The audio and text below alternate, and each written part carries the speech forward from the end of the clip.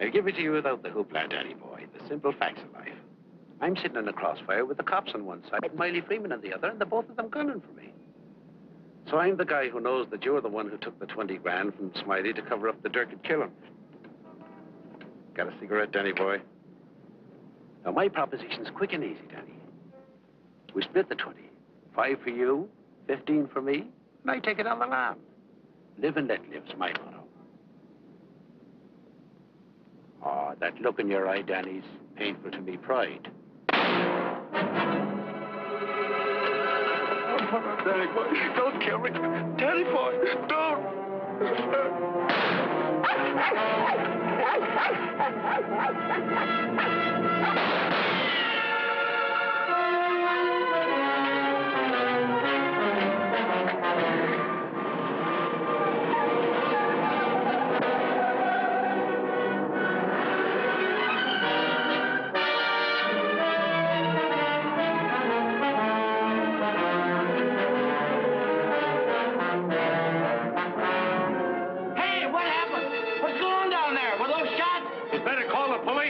There's been a murder.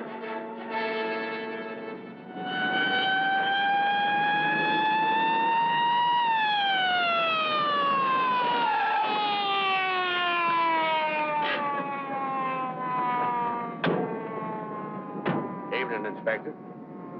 Hi, boys. Always happens in the middle of the night. Yeah. That's Joe Gordon, all right? Yeah. He won't be doing much testifying now. Convenient for Smiley Freeman. Yeah. Fiddling over there where the dog says he saw it. Yeah? Stenographer here yet? Not yet, Inspector. What's this guy's name? Frank Johnson. Lives around here. Claimed he was out walking his dog. Hi, Mr. Johnson. Inspector Ferris. Homicide detail. Understand you had a front seat. I sure did. Get a good look at the killer? Too good. That streetlight was right on his face when he got out of his car and shot at. Shot at you? Twice. You're lucky he missed. Think you'd recognize him? You saw him again? It's not a face I'm likely to forget. Pick him out of a lineup? I think so. Yeah. Say, what's this all about anyway? The dead man, Joe Gordon, was going to testify before the grand jury next week. That's tough. Not too. He had a bad record. He knew too much about Smiley Freeman. You know who Smiley Freeman is? The gangster? That's right. Gordon was our witness. Now, you're it. Me? Yeah. All you have to do is identify the killer. We'll do the rest. Married? In a way. What do you mean, in a way? Are you or aren't you? Yeah, I am. Where do you live? Right over there, 136 Alta Linda, apartment 4D. Pick up Mrs. Johnson. Bring her over here. Okay. Hey, don't wake her up. She's not gonna like it. Well, she'll want to know where you are, won't she? We're taking you down to headquarters. Headquarters? What for? Protective custody. I see what you mean. Now, where were you standing when he shot at you? Oh, right down there. Show me.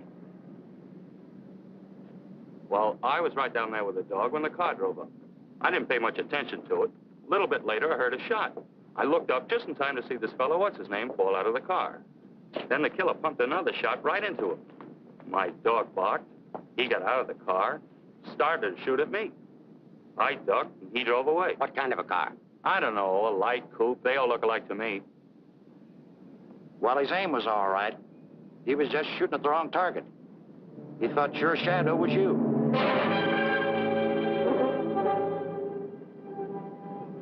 Will you go call Reardon? Maybe he won't miss next time. There won't be any next time. Yeah, but suppose you don't get a conviction, then what? Do I have to spend the rest of my life with police protection? Or wind up on a sidewalk like him? What are you worried about? He missed, didn't he? Stay here a minute. We'll get the rest of the story downtown. I hate to get mixed up in this. Yeah, it's getting so a man has to be careful where he's looking these days. Take it easy. Keep out of here, will you? Say, I think I dropped my pipe somewhere around here. Is it okay if I look for it? Remember where you had it last? Yeah, it was right over here somewhere. What's the matter, Buzzard? I'm giving you Come on, get out of here, will you?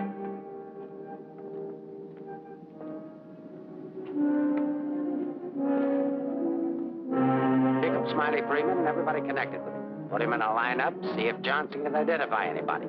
I want everybody. No excuses, no lawyers. I want everybody. Will do. See if you can pick up anything on that car. Somebody may have seen it.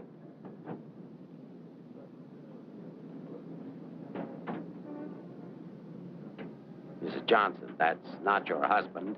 Man was killed. He saw it happen. He's right over here. Sorry I had to get you out of bed, Mrs. Johnson. But after all, we had to make sure that he had a wife. Where is he? He took a powder. Sergeant, pick up Johnson. The idiot will get himself Down there killed. and cover the park. Just like him, always running away. What do you mean always running away? Running away from what? From everything. Broadcast description. White, male American. Wears a trench coat, soft brown hat. A very ordinary looking fellow, I'm afraid. Yeah. Well, how would you describe your husband, Mrs. Johnson? I couldn't. I haven't been able to for a long time. May I go now? Come on, you might.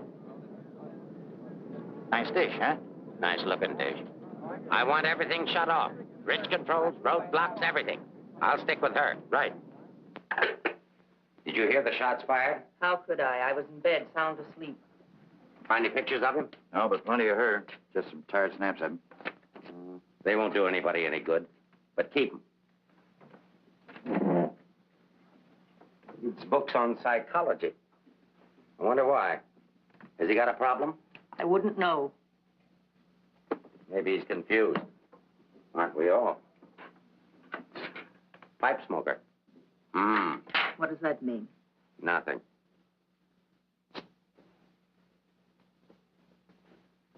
Oh, he's got 2 suits, one of which he's wearing. Well, what does he care what he looks like? Nobody pays any attention to him anyway. Not even his wife. You're really wasting your time. There must be at least 20,000 men in San Francisco who answer that description. How are you going to find him? There'd have to be something different about him. Different anyway from other people. There is something different about him. There's something different about everybody. And we're going to dig till we find out what it is. Now, you see our problem, Mrs. Johnson. Why won't you help us? I'm helping. What do you want me to do? I want you to answer a few questions. Go ahead, Now, ask. where does he generally go when he's not at home? I haven't the faintest idea. Has he any relatives in this area? No. Who are his friends? I don't know his friends. The dog is our only mutual friend. Do you always go to sleep when he walks the dog? No, sometimes he goes to sleep and I walk the dog. Say, Inspector, here are a couple of more. Oh, I'm terribly sorry. There's been a mistake. Release these men at once. Keep digging. Okay. Every man between the ages of 35 and 40 who is out tonight is wearing a trench coat and a snap brim felt. All of them 5'11", weighing 170, and all of them scared to answer questions. The domestic situation in this town must be terrible. Yeah. Kitchen? Well, it's got a stove in it.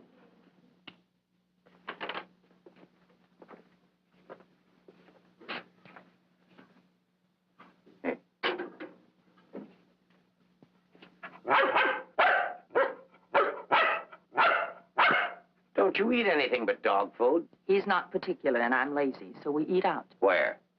Well, let's see. The corner drugstore, the lobster grill at the wharf when we're in that neighborhood, and when we get real fancy, Manlow's Oriental Roof Garden. Those usually. We're creatures of habit, I'm afraid. Check the Oriental Roof Garden. They'll still be open. Yes, sir. 2 o'clock in the morning. How am I going to explain this at home? What's going on here? I'm sorry. There's been a mistake. He's sorry. What am I going to tell my wife? Come on. What did you and your husband quarrel about tonight, Mrs. Johnson? We don't have to have a reason anymore.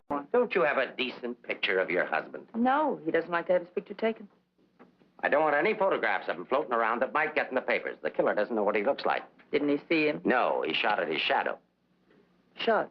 He shot at Frank? Twice. Nobody knows that except the killer, your husband, and now you. So let's keep it that way. It's important. He's really in danger then. Worried? I thought you were beyond worrying about him. I didn't say that. If he doesn't give himself up, you're really going to have something to worry about. We've got to protect him. Like you did the other witness? Joe Gordon would be alive right now if he hadn't had his lawyer spring him. Hey, Mark. Here's something. Prescription for Frank Johnson. Husband ill? No, he just likes to take medicine. What are these for? I don't know. He just likes to take vitamin pills, cold shots, anything.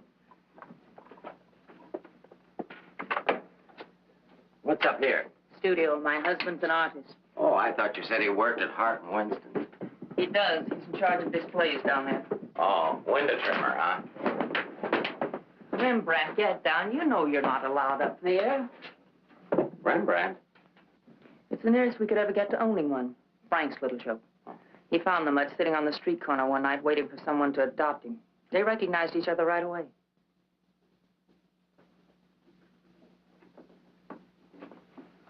Is this supposed to be you? Yes. It was a lovely autumn day. The wind was blowing through my hair. It was all very charming, but that was 4 years ago. That was Frank's Cyprus period. He had 4 important periods in his painting career. Say, how did you two ever happen to get together in the first place? I met him at a friend's house in Carmel. He wanted to paint, and I was all for it. I had $5,000, and he had $2,000 in talent, so we got married. After Carmel, he became restless, so we went to Taos, New Mexico, where he painted Indians. That's an Indian. Yeah. Then he got tired of Indians, so we went to Bucks County, Pennsylvania, where he painted old Dutch barns with hex signs on them. Say, did he ever do a self-portrait? He didn't like himself that much. Oh. You do these in Pennsylvania? No, he got restless again, so we came to San Francisco. Here he started sketching crummy old characters that hung around wharves, missions, and gin mills. That was his social protest period. Then our money ran out, and he had to take a job. Couldn't sell the stuff, huh? He wouldn't try to sell it. Didn't think it was good enough. These sketchbooks are filled with great ideas he never got around to painting. Well, didn't you try to get a job? Why should I? That's his responsibility, not mine. Friend of your husband? No, that's his burlesque period. Now, that I like. It's pretty good. Yes, but it takes more than talent to have a career. You have to have staying power. Frank's a drifter, so when the money ran out, we just drifted. Who's this? Oh, some dance team over in Chinatown. Know him? Oh, he's a retired ferry boat captain who does sand sculptures at the beach. Oh, I know who that is. That's Rembrandt. What has all this got to do with finding Frank? You just answer the questions. That is, if it doesn't hurt. Why should it hurt me? It's all past and done with. If you want to snoop into the remains of our marriage, that's up to you. Don't touch that telephone. If that's your husband, find out where he is. But keep on talking.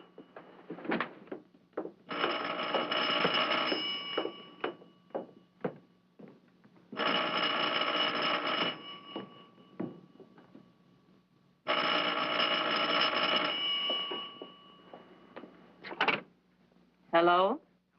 Oh, hello, Frank. Place that call. Eleanor, there's something I want you to get. I'm sorry to interrupt, but if I were you, I'd hang up. The police are tracing your call. Hello. Hello. Hey, hang up. Seems to me I heard music. Wasn't that music? You didn't do your husband a favor, Mrs. Johnson. It's bad enough to be alone in a big city with no place to go. But as soon as the newspapers hit the streets and the killer finds out he didn't get your husband, there'll be guys looking for him with guns. If I had a husband I wanted to get rid of, I'd do exactly what you did. If he wants to run away, that's his business. And your business, too, Mrs. Johnson. I'll be seeing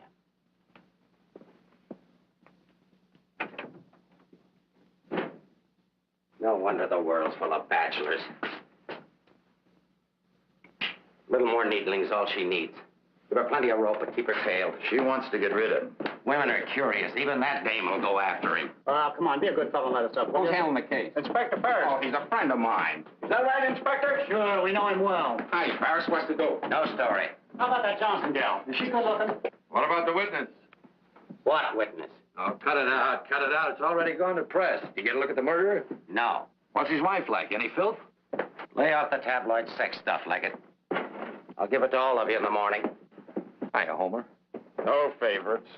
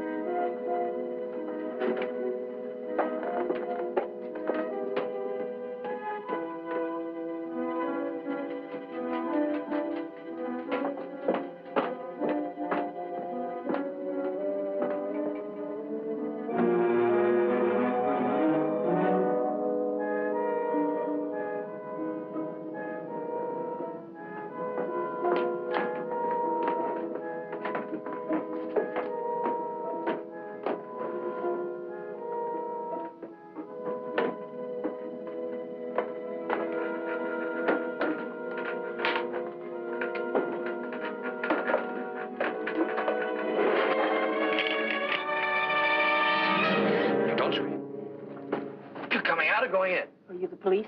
Smile when you say that. I'm a reporter. Oh, newspaper man. Well, you don't have to say it like that. Let go of me. Go away. Are you just going to leave me dangling here? Well, you just said I let don't you- care what I said. Help me get out of here. Pleasure, Mrs. J. You are Mrs. Johnson, aren't you? No, I'm the maid taking my night out.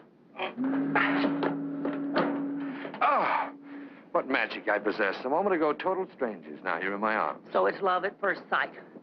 Now show me how you got up here without the police seeing you. Do I get the story? After I get out of here. Follow me, then.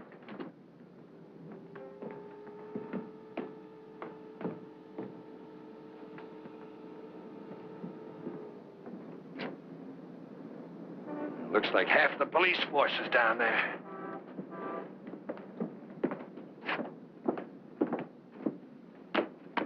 Must I? Just look straight ahead like you did when you got married.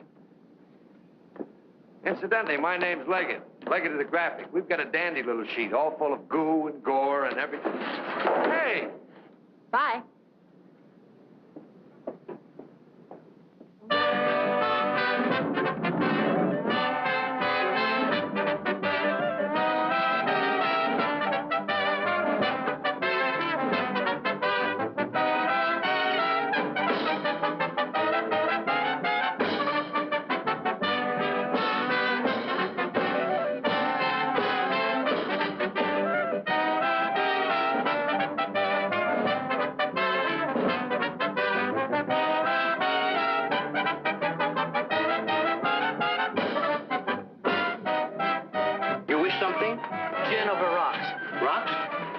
Taken, madam. Well, thank you, Mrs. Johnson. I'd love to join you. Well, you didn't think you were going to get rid of me as easy as you ducked the police, did you?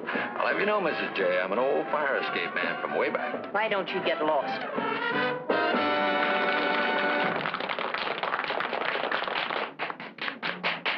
Now then, how about the story? You'll get the story from my husband when he's safe and sound in jail. Oh, but he won't be safe and sound. Have you forgotten a fellow by the name of Joe Gordon? Do you wish something? Yeah, let me have a bourbon old-fashioned. Yes. Why did you come here tonight, Mrs. Johnson? Or shouldn't I ask? Because I like it here. You didn't by any chance come here to meet, say, your husband, did you? Or is that a far-fetched supposition? Supposition? I better stop using those four-syllable words. I won't be working for the Graphic anymore. Where's your husband, Mrs. Johnson? I don't know. Did he see the killer? I don't know. Should we dance? Why don't you drop dead? Hold that. Why don't you be nice to me, Mrs. Johnson? Who knows? I might even be able to help you. I'm not a bad guy when you get to know me. A little obnoxious, perhaps, but pleasant. Now then, answer yes or no. Your husband saw the killer and took it on the lam, right? Right. And you're meeting him here? I haven't the slightest idea. I came here on a hunch. When he phoned tonight, I heard music that could only have come from this joint. Something to eat? No, thanks. No food. Well, go ahead. Try something. No, really, nothing. Oh, I've got a deal for you. You find your husband with my help. Give me an exclusive for 24 hours, and I'll get my paper to pay you for it. Trying to buy me so soon? First, I'm going to try and buy you. And if I can't, I'm going to try to win you. Isn't that the reverse of the usual procedure? I'm a perverse fellow. On second thought, Mrs. J, I find you very attractive. I may try and win you right off. No, thanks. I'd rather be bought. Very mercenary. All to the good, though. I like mercenary women. Cứ thấy đúng thấy nè. Đây ngồi là. Money? Sure. How much? Oh, I don't know, $1,000 maybe. Is it worth that much? Will be by the time I get through building it up. Frank will need it if he wants to get away. I'll bring it with me. Just tell me where and when. And you won't print anything until I give the word. Scout's honor. It's the deal. Shall we drink to it? To the speedy conclusion of all our troubles. Yours, your husband's, and mine. You've got trouble? You don't look it. None that I can't solve now that we're partners. Hiya, Mrs. Johnson. Hi, Sammy. Sit down. Meet Mr. Leggett of the Graphic. Oh, a newspaper man. Sammy? You should have caught the show. Susie and I are breaking in a new act. Chunga no Quito. It's terrific. That's spelled C-H-U-N-G. Anybody can spell a Quito. Of course, we're only breaking in the show here, but a little plug would help. Well, I'll see what I can do. Thanks. Next time you come catch the midnight show, the place is really jumping then. I'll be seeing you. Bye, Sammy. Night. Well, I think I'll go home. Frank won't show tonight. How do you know? I just know, that's all. What are you going to tell your husband when you see him? To give himself up. Maybe I'll give up, too.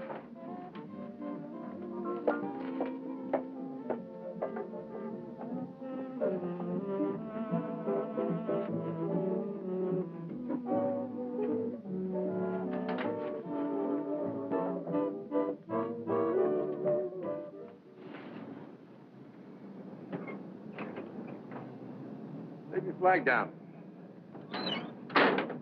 You want to go in over the roof? No, I'll go in the front door and give them something to think about. No, in that case, I'll disappear. Let's not give them too much to think about. Well, if I need you, I'll get in touch with you. Oh, you won't have to get in touch with me, Mr. Johnson. Just look around. I'll be there. Good night, Mr. Leggett.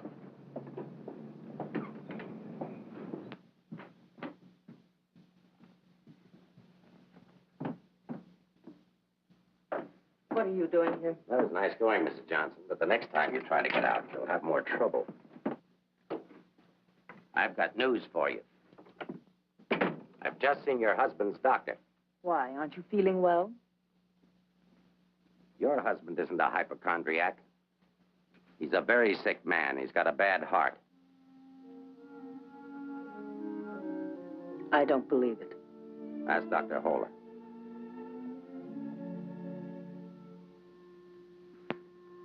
Frank never said anything to me about it. Maybe he figured you wouldn't be interested. Well, he can walk into any drugstore and buy some medicine. Not without a prescription, he can't. And I've given orders to every drugstore in town that none of this medicine's to be dispensed without an order from me. If he should have an attack and not have that with him, you know what that means. You can't do that. If it's the only way I can get him to come in and testify, I mean to use it. But Frank's done nothing wrong. Oh, yes, he has. He was in the wrong place at the wrong time. I thought the police were supposed to protect people, not put them in danger. All it says in my book, sister, is that the good of the majority's got to be upheld. And for the good of the majority, Frank Johnson's got to testify. If he gives himself up, we'll give him a supply of medicine, we'll protect him. And if he doesn't? He'll die of a heart attack or a bullet from one of Smiley Freeman's men. I don't believe a word you're saying. You're only trying to frighten me. And I'm getting pretty sick of you. Now get out of here. Of course, if you want to try to find it, I won't try to stop you. But I don't think you can find it. I don't think he's running away from us. I think he's running away from you. I said get out.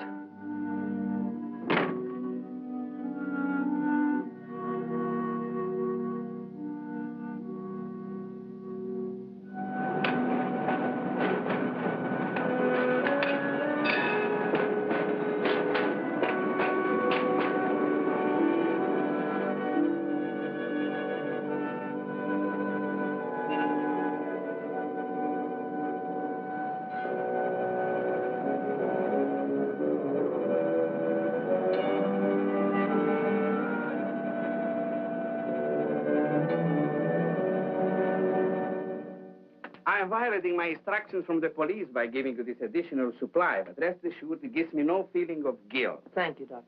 After the excitement of last night, your husband undoubtedly used the ampoules he carried with him. So you see, my action is not prompted by kindness so much as reluctance to gamble with a man's life. Is his heart really that bad, Doctor? Frank's condition isn't any worse than thousands of men that strain their hearts running in track meets. The misguided believed that they were building up their bodies. If it were only his heart, we could control it. What do you mean? Well, for the past year, your husband has had hypertension. That complicates matters. Hypertension? What causes that? I'm not sure. My guess is overwork, unhappiness, anxiety. But you know more about it than I do. Why should I? But naturally, you must know about his troubles. I'm only his doctor. You are his wife. Oh, yes. I'm that bitter, selfish, vicious wife. The cause of his unhappiness, the cause of his failure. Is that what he told you? Is that what he tells everyone? Frank didn't discuss his private life with me, nor do I care to hear it from you. I shall explain to you his condition, and that's all. He has a cardiac condition. Let's call that X. Now, X alone is not serious. He also has hypertension. Let's call that Y. Now, X plus Y is dangerous. I'm Y, I suppose. I'm not a psychiatrist, Mrs. Johnson. I deal only with facts. X plus Y equals steady deterioration. X minus Y is an improvement. And what you and your husband do about it, that's your personal concern. My only personal concern right now is to get these ampoules to him. If you see him, tell him he should give himself up. It's imperative to take the strain off himself. I'll give him the facts. He can draw his own conclusions.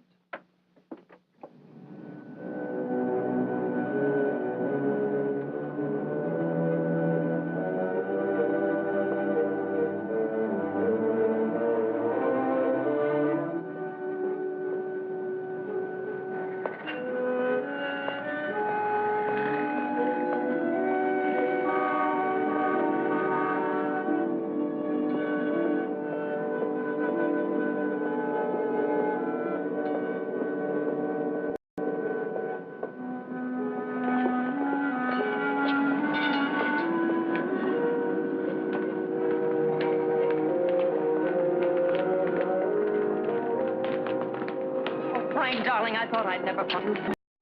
Now stay right here. I'll be back in 5 minutes to explain everything. All right, Mr. Johnson, come along. My name isn't Johnson. Yeah, and I suppose that isn't your wife either.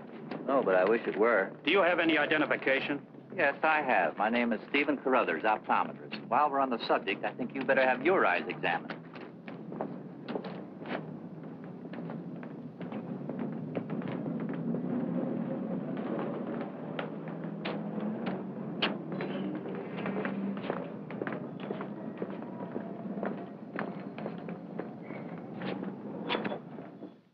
So Frank is a fugitive from the law. Well, that's just like him. He's so adventurous. Adventurous? Frank? Oh, yes, indeed. Sit down, Mrs. Johnson. I guess you've never visited our workshop before. What makes you think he's adventurous? Oh, but he is. All the places he's gone and all the things he's done. You know, my life has been pretty uneventful. Straight from high school to this job. From my rooming house to the streetcar and then down here to work. In the evening, back to my rooming house again. But since he's been here, it's different. He makes my life kind of exciting. I never get tired listening to the stories he tells about his trip down to Mexico. When he was wandering around with all those bullfighters. And when he shipped off to Tahiti in that old freighter and then jumped ship. Oh, I'm sorry. I suppose you've heard these stories many times, Mrs. Johnson. I never heard them. He never told me. He didn't? Well, maybe he didn't want his wife to know. Oh, I'm sorry if I talked out of turn. Of course you haven't. Shouldn't the mail be here? Why, yes, it should. Why? Frank sent me a letter in care of you. Oh, he did? I don't know what Mr. Anderson is going to say. When he finds out Frank isn't coming in today, you know, he's got a terrible disposition. He doesn't exercise enough. Of course, I don't either, but then... Well, I'm going to protect Frank. He saved my job once. You know, Mr. Anderson was going to fire me. But Frank said, if Mr. Mabus goes, you can pay me off, too. Oh, they had a terrible argument. They even took it upstairs to Mr. Winston. Well, we're still here. Frank was too valuable. Look, Mr. Mabus, don't tell anyone about that letter that's coming. Oh, no. You can trust me. Not even the police. The police? Are they coming here? They're very apt to. But just don't mention the letter or anything about my being here at all, huh? Well, I don't know how good I am at deceiving people, but if it's for Frank, I'll try. Hey, Mavis, you better get the lead out and get upstairs. Anderson's blowing his top. Okay, I'll be right up. Is the mail in yet? How should I know? Nice people. Sometimes I think it'd be better for Frank if he got himself fired. Well, he doesn't belong around here. Look at all the time he puts in these mannequins. Say, I just noticed something. This looks like you. Very flattering. Is that the way he sees me? Well, it may be a little severe, but it shows he was thinking about you anyway. Yes, and what he was thinking. Mail? You've only got 2 today, Mr. Mavis. Wasn't Frank here? No, he's late. Was there a letter for him? No, I just had a new song I wanted him to hear. Frank's the only one who listens to me sing. Oh, brother, have I got a crush on that man. Mm-hmm. No letter. Oh, but there's got to be one. Well, maybe it'll be here on the afternoon mail at 3 o'clock. If one comes, hold it for me. And let's just keep it our secret, shall we?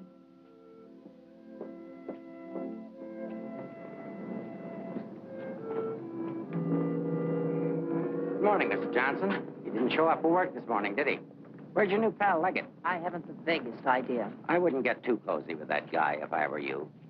He'd crucify his grandmother for a story. I haven't found him as objectionable as you are. What right have you prying into my personal life, having me followed as if I were a criminal? I'm sick of it. I'm sick of you, and I want it stopped. Mrs. Johnson, didn't your husband ever beat you? Are you going to have these men stop following me? The man who killed Joe Gordon isn't stupid.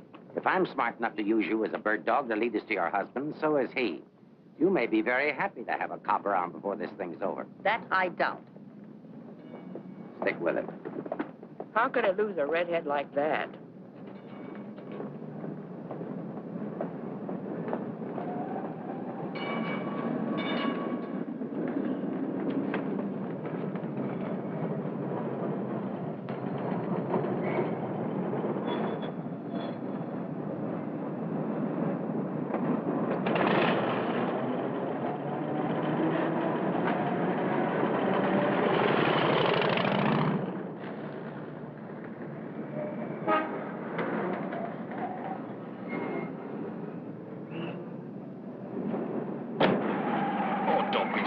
me this morning. All I'm trying to do is help you.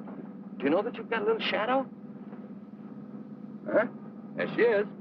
Well, it's a nice morning for a ride. Oh, by the way, here's your letter. Well, I'll be surprised. Don't be. $10 and an underpaid store clerk will get you anything. But don't you worry about it. I'll put it on my expense account. But how did you know about it? The menu. You shouldn't have left it. It was very careless of you. I have acquisitive eyes. Do you always open other people's mail? Mm-hmm. Every chance I get. Say, did you get a load of the female impersonator they've got following you? No. Well, let's duck her and get down to business. Hey, Mac, turn left on the next street and then right up the alley. Okay.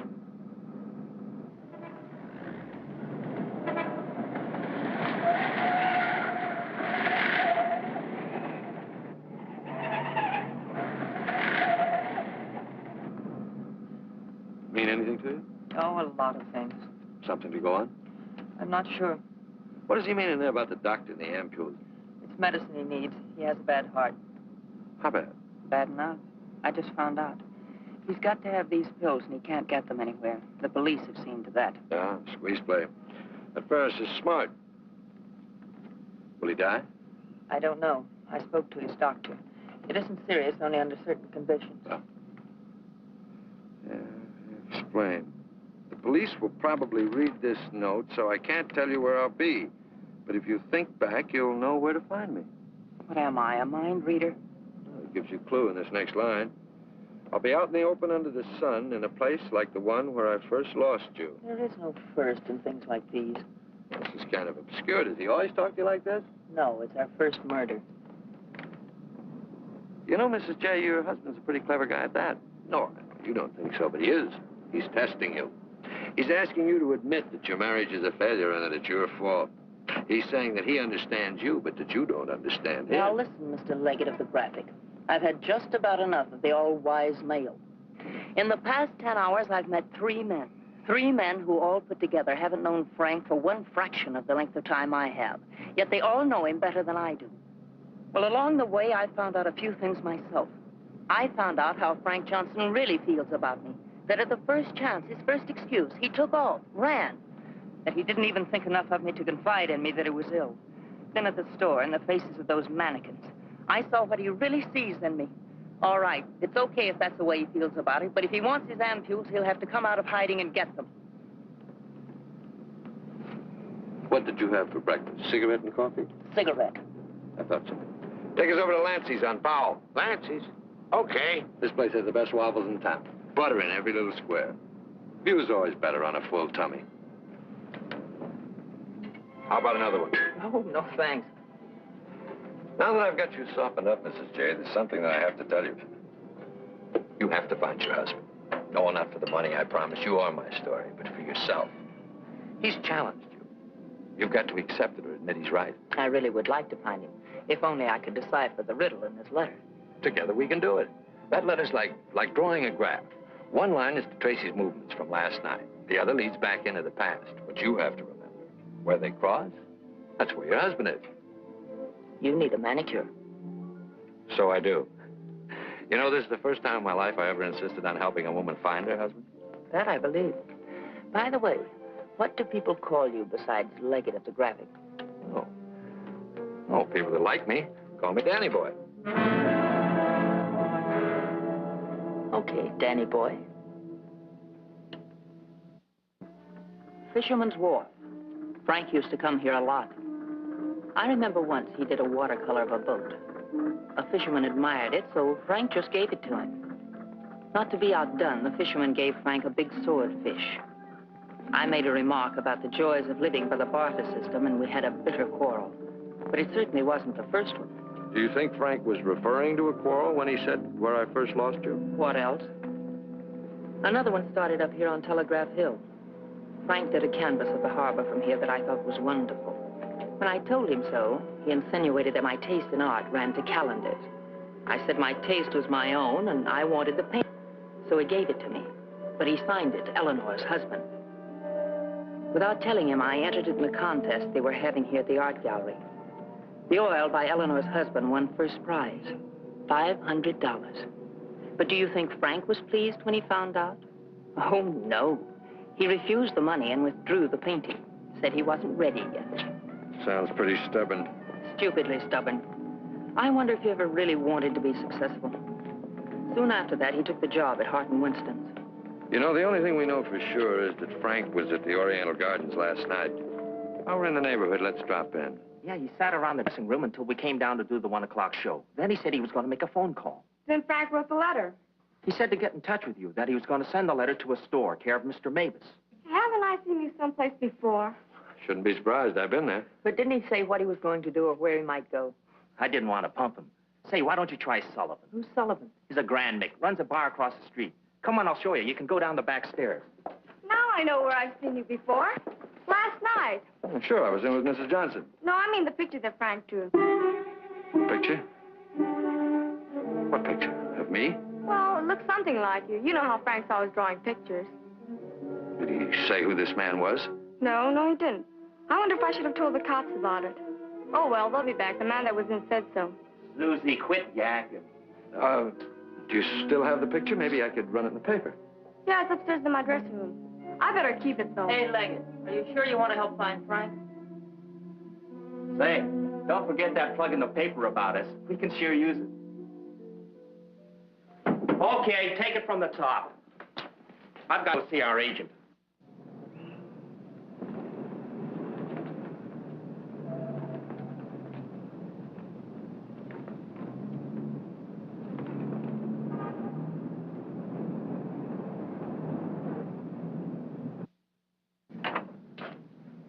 Heard about this place for years.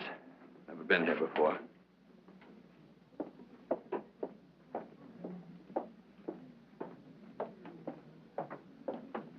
What do you have, folks? You hungry? Specialty today, corned beef and cabbage, or egg for you? No food. Gin over rocks for the lady and old-fashioned for me. I think I'll call a paper and see if anything's broken. You can get more out of him alone anyway.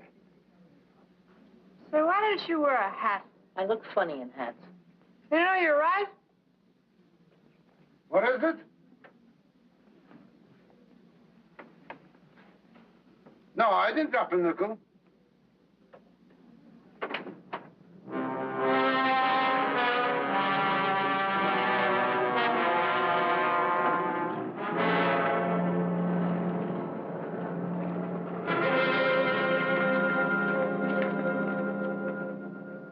Yes, Mrs. Johnson.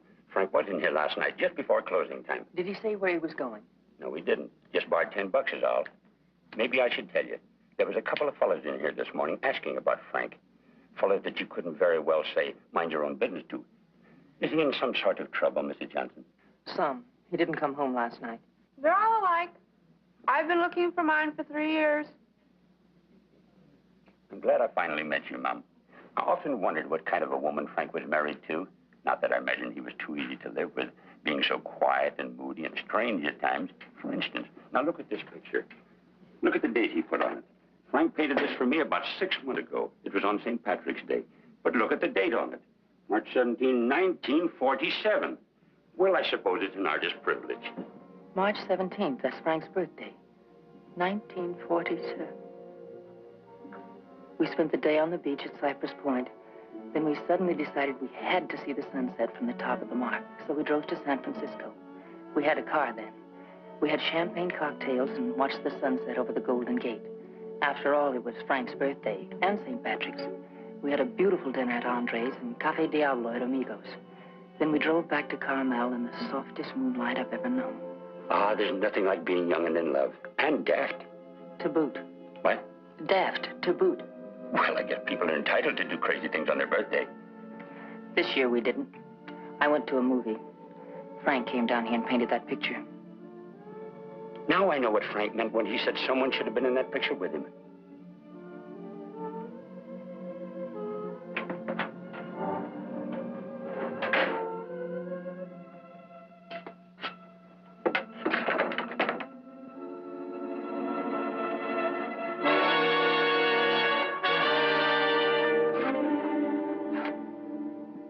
I have a notion if your husband could have seen your face when you were telling about that birthday party in 1947, he'd have painted you right smack in the middle of that picture with his arms around you. Sorry I was so long. Oh, Mr. Leggett of the graphic, Mr. Sullivan. He's helping me look for Frank. Hi. Freshen up a little, will you? Now, hold the garbage. You? So I'm fine. Get something? Something I hadn't counted on. What? Frank still loves me. It's a big help. I think so. If it'll help any, Frank asked me how early the Army and Navy stores open, the one that's down on the Embarcadero. No, he's getting smart. He's changed his clothes. What do you say we cover it? Oh, I'm sorry I was so rude a moment ago, but it's always discouraging to hear a wife say that her husband loves her. What do you write? Comic strips? Never more serious in my life. What's the damages? Oh, it's on the house. I hope you find him, Mrs. Johnson. Thanks. No use looking, honey. Once they're gone, they're gone.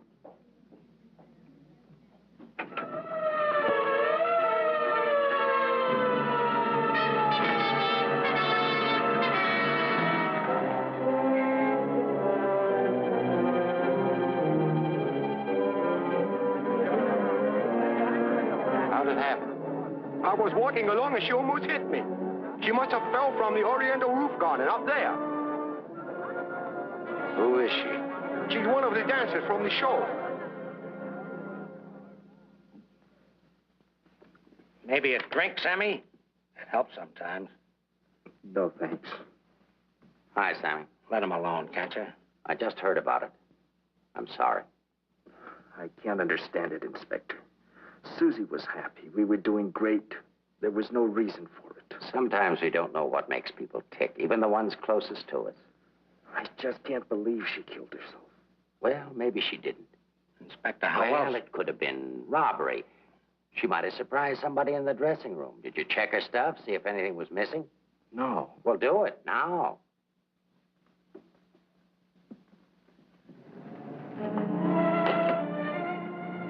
We've been through almost all of these places, and we still haven't found a lead on Frank.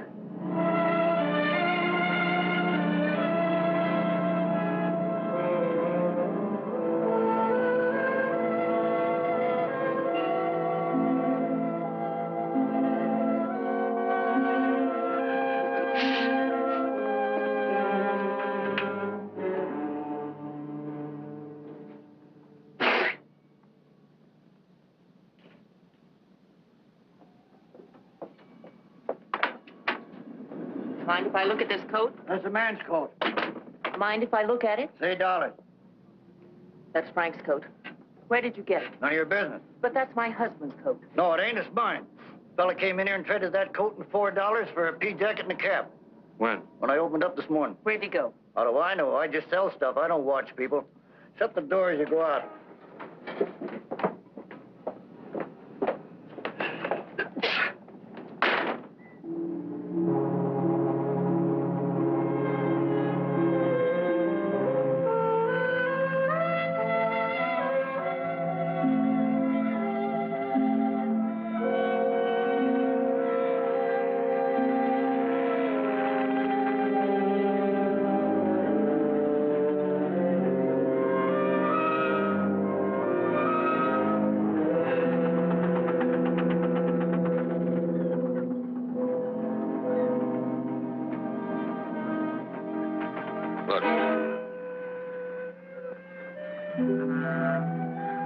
Well, wouldn't you know? There he is, just like nothing had happened. Huh?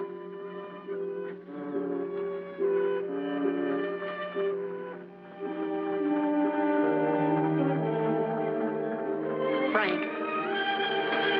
I beg pardon? Oh, I'm sorry.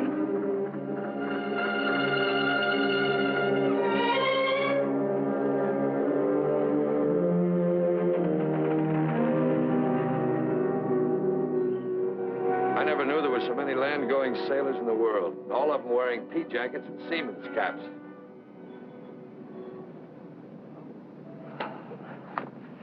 Beat, huh? Mm-hmm. I might as well admit it. I can't remember. No thanks. There's not much sun left to find him under. If you think back, he said in his letter, you'll know where to find me. Danny, maybe if I'm alone, I can figure this out. I've got to go home anyway and feed the dog. He's been locked up all day. Oh, sure. I could meet you later someplace. How about picking me up at the corner of Montgomery and Union Streets when you're ready? It's not much out of your way. All right. I'll meet you there in an hour. Uh-oh. Looks like your shadow's finally caught up with you.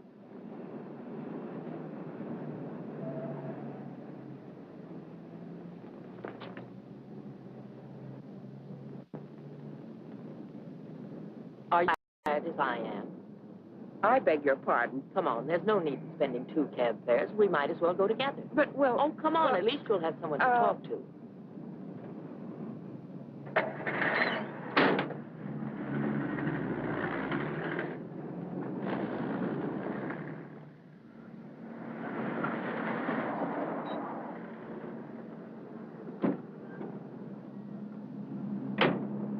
As a taxpayer, I thank you.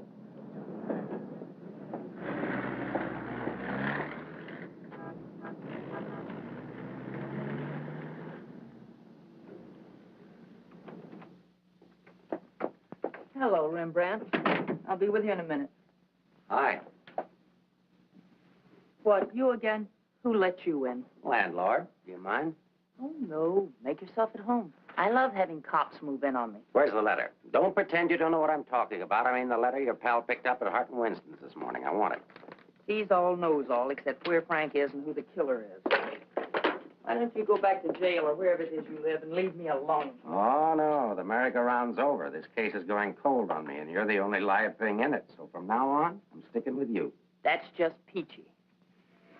Oh, I'm bushed. You ought to be.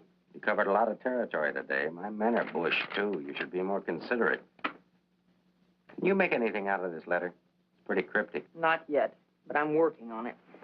It sounds like a guy in love. You think so? Yeah. I'll be out in the open, under the sun, in a place like the one where I first lost you. That kind of lays it right in your lap. Doesn't it mean anything to you? I wish it did. I'm glad you're not bringing me my medicine. Oh, don't worry. I'll find you. And I'll be right there with you when you do. Where you go, I go. Would you insist upon going with me if I walked the dog? I walked him. Anyway, there's a man out front, one in back and one on the roof. Fine. I'm staying right here, then. So am I. We'll just wait till your husband comes to you, or you can't stand the strain any longer, and go to him. Look, Mr. Ferris, maybe you were right in some of the things you said. Today I discovered a lot about Frank I never knew before. In one day, what you couldn't find out in 4 years? I guess I was the one that was mixed up. A lot of it's my fault anyway. I haven't been much of a wife. Well, that's quite an admission from you, Mrs. Johnson. Please, you've got to give me a chance to see Frank alone and give him his medicine. Then if he wants to come in and testify, that's up to him. But it's got to be his choice. I won't try to influence him one way or the other. Whatever he does is all right with me. But you've got to let me see him alone first. I believe you, and I'd like to help you, but I'm a cop. If Frank keeps on running, I'll have no witness to say nothing of a job.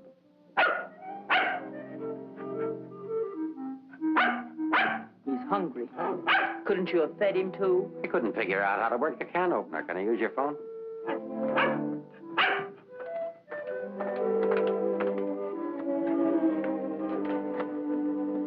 Hello, Ferris.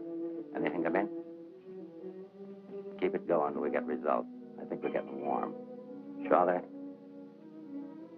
Put him on.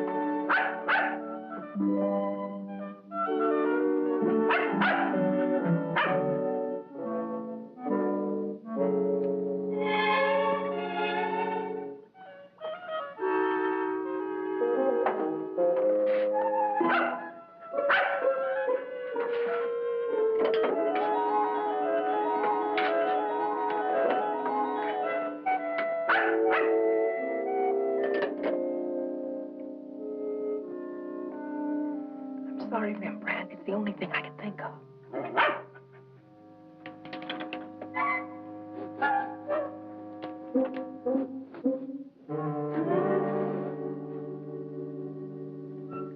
Mr. Ferris. I'm worried about Rembrandt. He was so hungry, and now he won't touch his food. That's funny. When his nose is so hot, maybe I'd better take him to the vet. I'll take him. I like dogs. Oh, thank you. Get your shoes. His temperature is normal. In fact, he seems to be in perfect health. But I'm worried about him, Doctor. He won't eat. Maybe he isn't hungry. Perhaps he should stay here for a few days for observation. May I take a look at your exercise yard? Oh, yes, right out that door across the hall. And, Doctor, see if you can't coax him to eat something.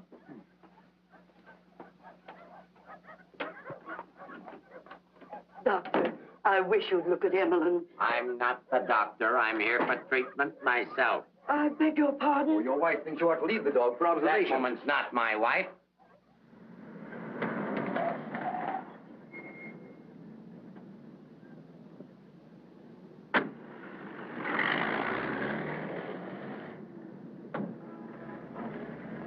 Ferris was there when I got back. He knew about Frank's letter. Well, that doesn't surprise me. I knew he'd check that. Danny, I've been thinking. Why did Frank send it to Hart and Winston? He didn't want it intercepted. Why not leave it with Sammy Chung, then? Or give it to anybody he knew who'd bring it to me? Why Mavis at the store? You mean you think there's a reason, something you missed? Yes, something I didn't see. Something I overlooked. Driver, take us to Hart and Winston. Okay.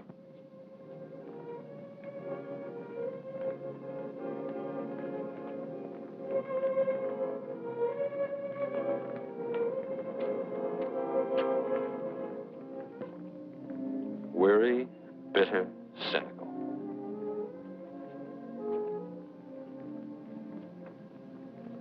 Fresh, eager, and hopeful. The two Eleanors. Now I remember. One day on the beach at Carmel, just after we were married, Frank made a mermaid out of sand. It was supposed to be me. And a big wave came up and washed it away. And he said, well, I've lost you. And I said, you'll never lose me, Frank. I won't let you. That's what he meant in the letter. It wasn't a quarrel. This means something to you. You know where he is? I'll take you there. Inspector Ferris wants to see you. Why? Look, he wants to see you. Where? Later.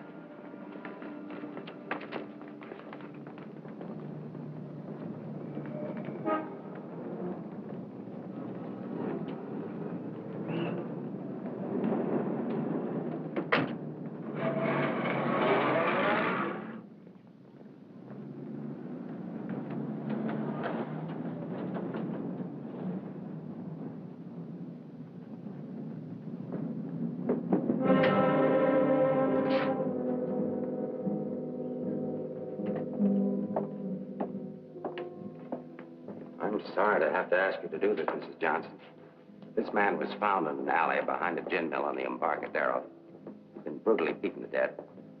He wasn't wearing a trench coat, but he was wearing a seaman's cap and jacket. From what I remember of your husband, it could be him. I'm not sure. So I'll have to ask you to make positive identification.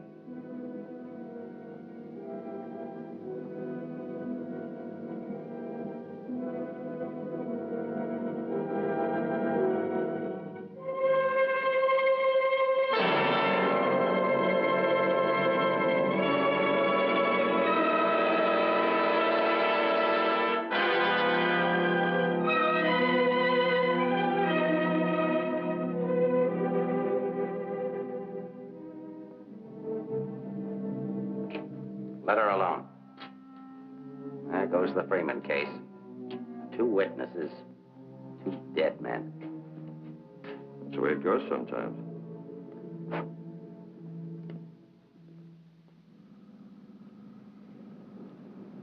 Eleanor, anything that I could say would just be words.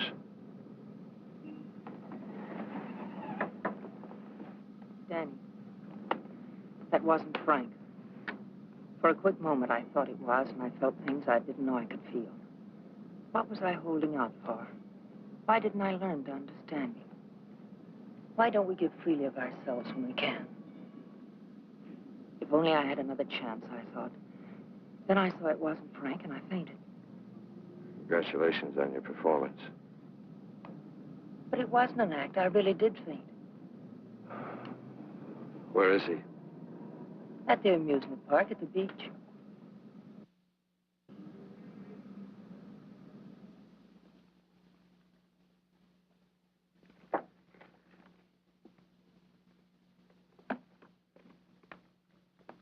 You were there when it happened. Why can't you talk? That Johnson dame's a smart cookie. Yeah. I wonder where she got the idea of passing that stiff off as her husband. Somebody had to pass him off. Sure. The guy she identified was a second mate off a tanker, just been paid off. Somebody rolled him for his dough. Why wasn't I told? The fingerprint report just came. Kick me for a knucklehead. Get down to the taxi stand, check and find out where they took her.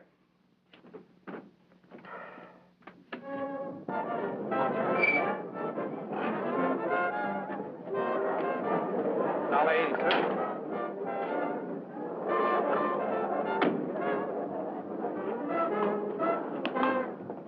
Hey, Mac, watch my cab. Will you want to get a hamburger? Okay, bud.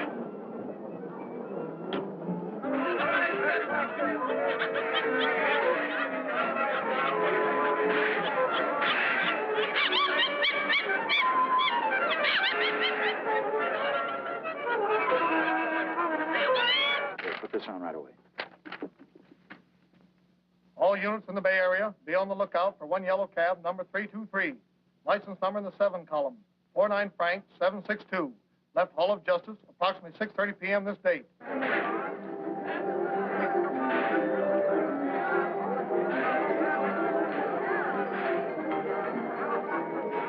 Right down there beyond that railing at the sand sculpture.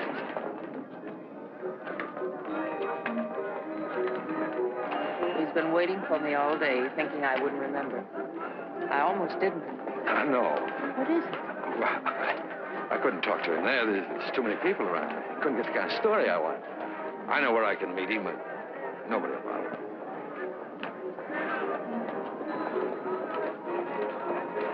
Oh, look at the sand sculpture. Oh, I had an uncle that used to make statues, only he made them out of ice. Small donation for the artist will be appreciated. Here you are. Thank you.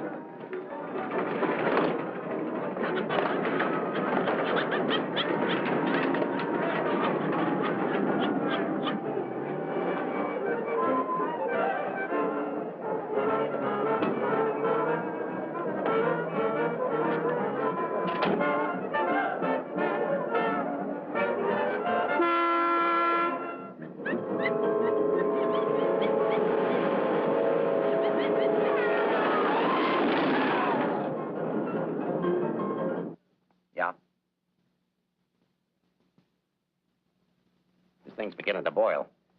We'll be right down. We're going to the beach. Come on, Rembrandt. What my eyes miss, your nose will smell. Come on.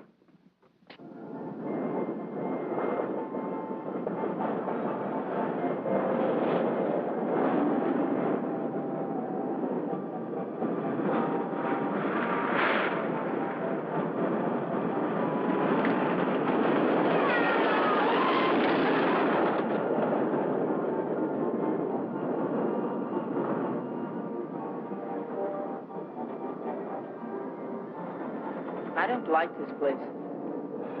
It's a good spot. I used to come here with a girl when I was a kid. It's more frightening than romantic. That's the way love is when you're young. Life is when you're older. Now tell Frank where you are. You sure you want to start over again with your husband? I'm sure I want to try. I'm not sure what he wants. Supposing he doesn't want to. Then I'll let him go. He'll never know how I feel about him. You think people can turn back, and you're going to try. I know better. You're too cynical. It's your profession. It's too late now to change my profession. Okay. Go ahead, send him here. I'll bring him. No. What's the matter with you? Don't you still want the story? I guess I got to have the story, but my way. You send him back. I want to see him alone first. If you want the money, I talk to him alone. All right, if that's the way you want it, I'll send him.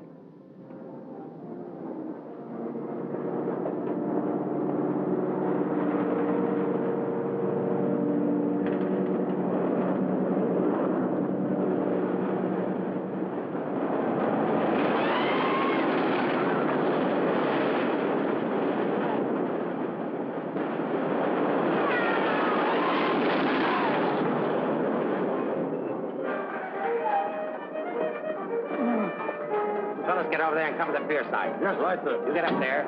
Make like a gate. If Johnson tries to come through, arrest him. What charge? For failing to curb his dog in a public park. I'm coming in from the other end of the pier.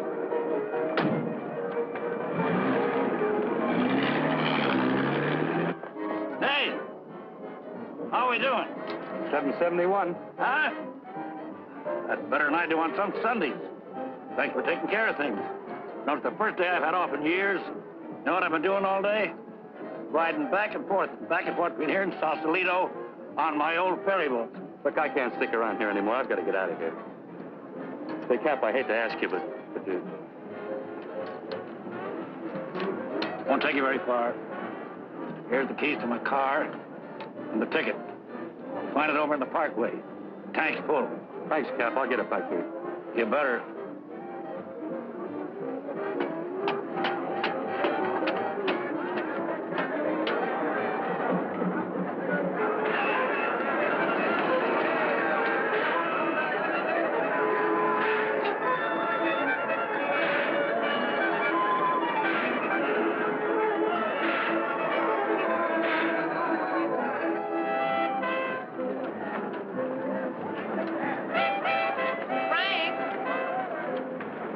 Pardon, lady?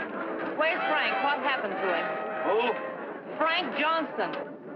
Never heard of him.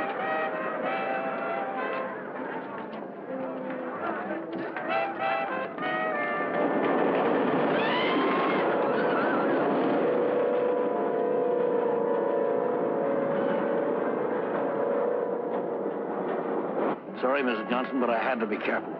Frank waited all day and said he couldn't wait any longer. So I loaned him my car about 5 minutes ago. Where'd you go? Over at the parking lot at the other end of the Midway. Thank you.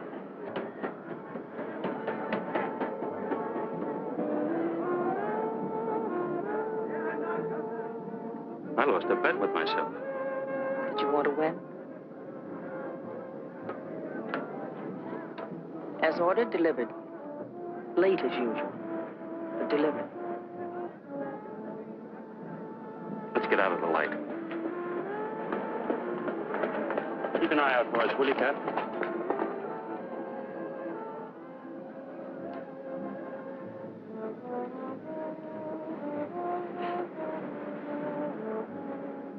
Why didn't you tell me about your heart?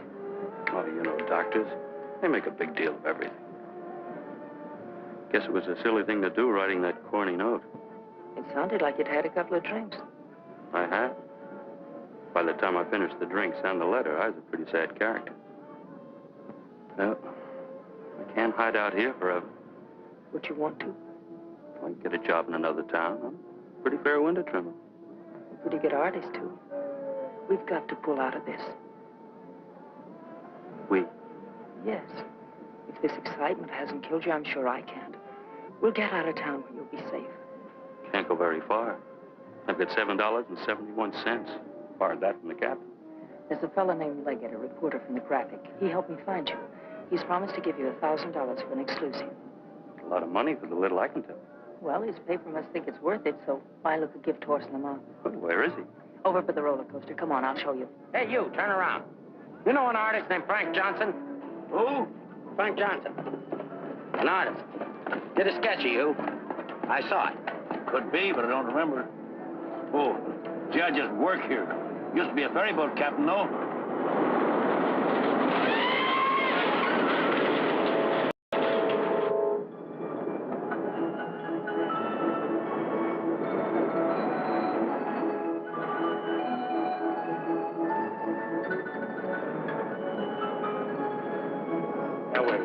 Over there under the roller coaster. Go all the way to the end of the walk and duck in under the scaffolding. Okay.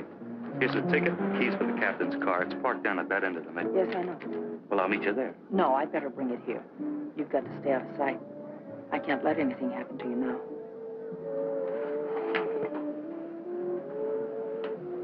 Nothing can happen to me now. Remember that man shot at you? How did you know? That wasn't in the paper. Ferris told me. Nobody else knows it. The guy that fired the shots.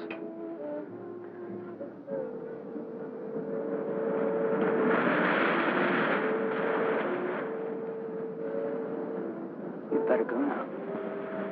I'll be back as soon as I can.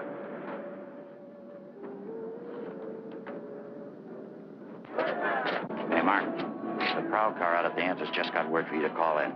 Johnson hasn't passed me yet.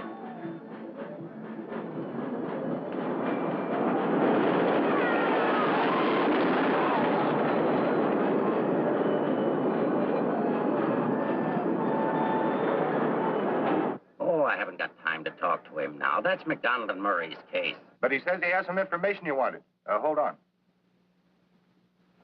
Hello, Inspector. Remember you asked me to check all of Susie's things to see if anything was missing? Sammy, I'm busy. I'll see you tomorrow. I just wanted to tell you that nothing was missing, except that sketch that Frank drew on the back of a menu. Sketch of who? I don't know. But Susie said it looked like that newspaper man that was in the club this afternoon with Mrs. Johnson. I'd good notice he was going to give us won't do Susie any good now.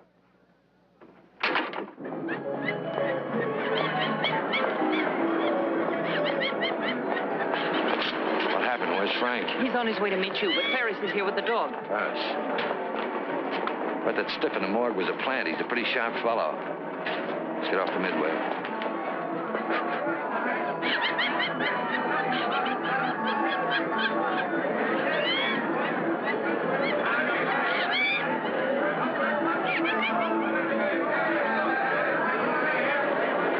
Come on, now, never look forced in here. But these things make me sick.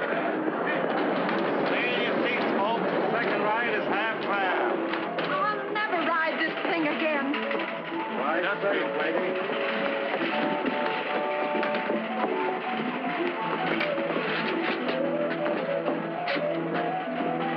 All right, Eddie, take it away. Don't stand up in your seats, folks. This is the greatest thrill of your lifetime.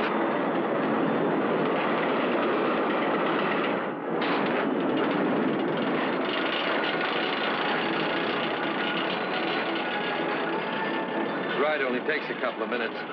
Besides, when we get to the top, we can see if Frank's there. Oh, he must be there by now.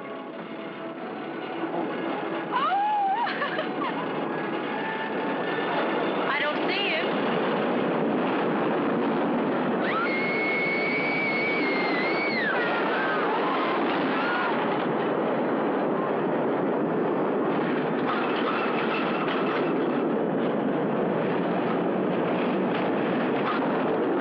Where is he? I don't know.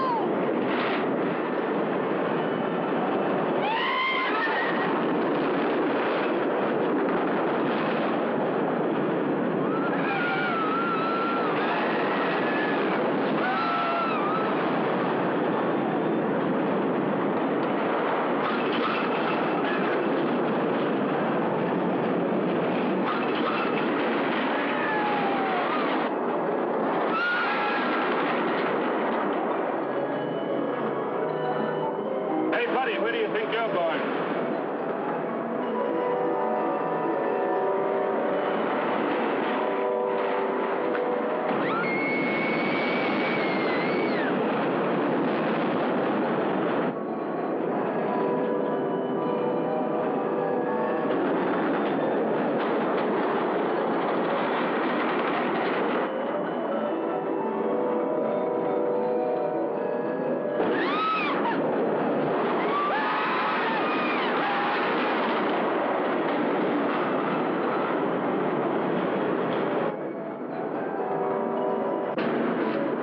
Second ride is only half fare. Take it You stay on for another ride. I'll go see what's happened to Frank. I want to go with you. No, with Ferris outside, together we'd be too conspicuous. But, Danny... Ferris traced you here. If he found you, someone else could follow you, too. Second ride, half fare. Radio go again. Okay, Eddie, take it away. Don't forget, someone shot at him last night. They tried to kill him once, they'll do it again. Again, someone shot at him last night. They tried to kill him once, they'll do it again. Nobody knows that except your husband, the killer, and now you. Nobody knows that except your husband, the killer, and now you.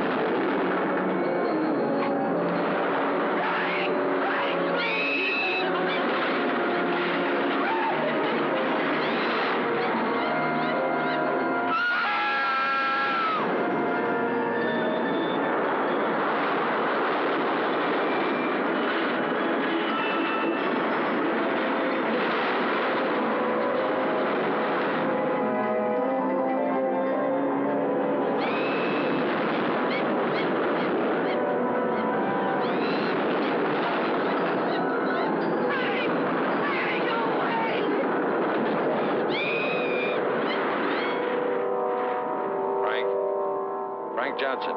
Yeah. Is that you, Mr. Leggett? Be careful, there's a loose plank over here. I know.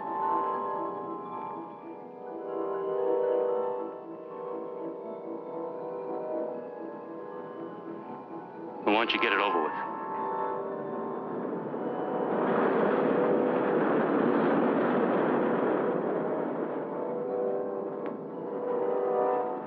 I don't have to, Frank. You got a bad heart. You can't stand tension.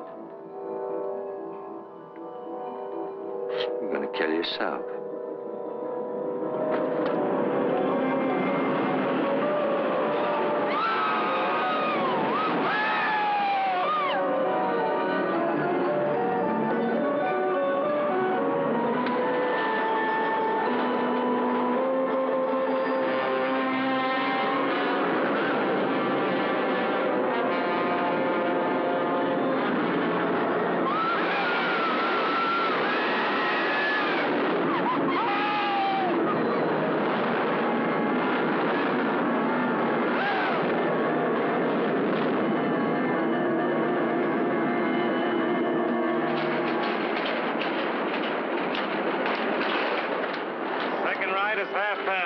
Take advantage of the second ride. It's only half fare.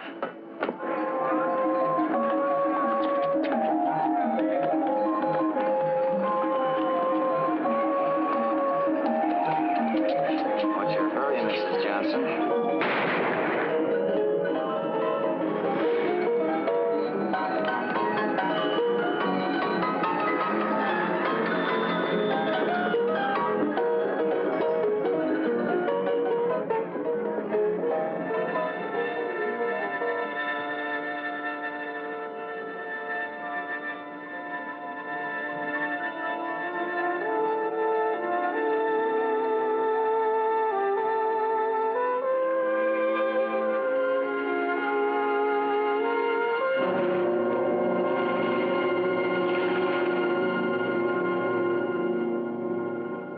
I had to do it, Mrs. Johnson.